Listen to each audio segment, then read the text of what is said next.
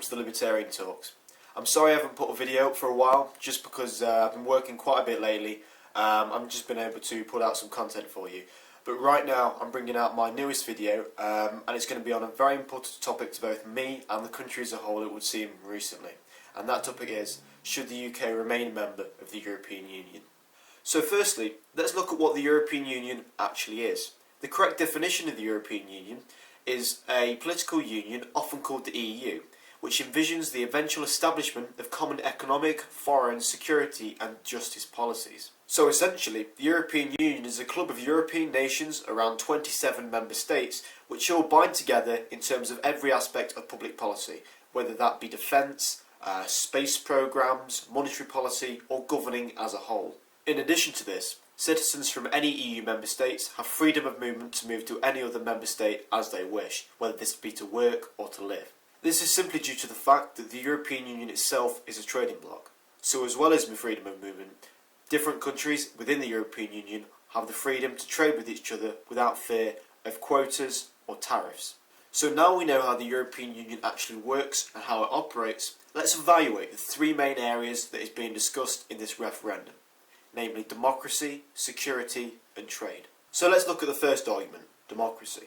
The European Union itself is run by the executive body, the European Commission, which has the sole right and responsibility to propose and to create legislation, laws that affect the rest of the European Union. The problem here lies with the way that the European Commission is elected or not elected.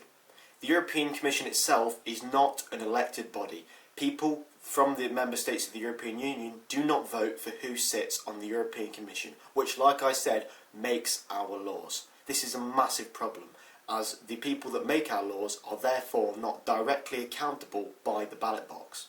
So therefore, if the European Commission make laws that directly, terribly affect the economy or the security of the European Union, we cannot kick them out, simply because they are not elected in the first place.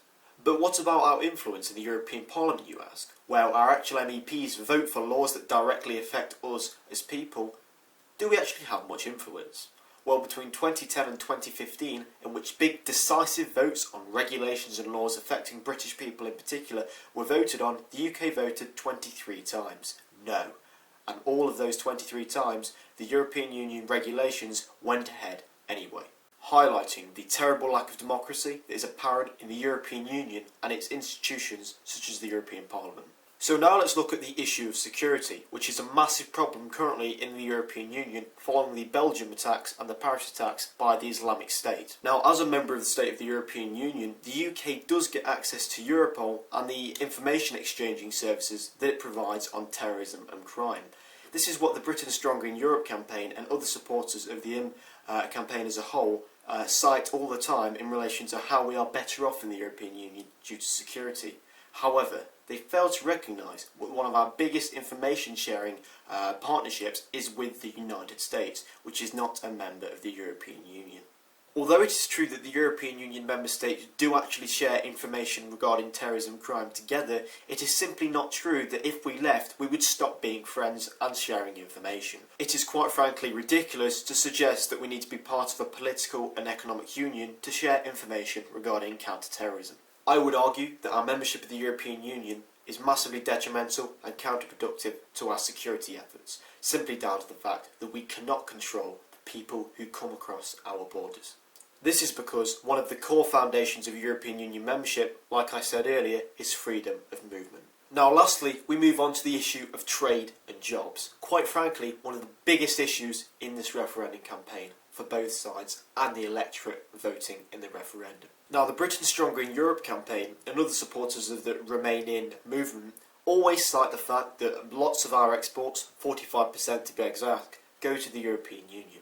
And as a member, we can freely trade without hindrance in forms of quotas or taxes of any kind. While that is true, and as a member of the European Union, the UK gets a free trade agreement with the EU, we would still get that free trade agreement if we left. Quite simply down to the fact that we have a trade deficit with the European Union, meaning they sell us 12 billion more in goods than we sell them, making us an incredibly important market for the rest of the EU. It would quite simply be counterproductive and ridiculous in business and economics terms to refuse us a free trade deal. They quite simply would not. So even though we know we would continue to trade with the European Union itself, what about the trade with the rest of the world? Are we big enough? Are we strong enough? Are we rich enough to trade with the rest of the world?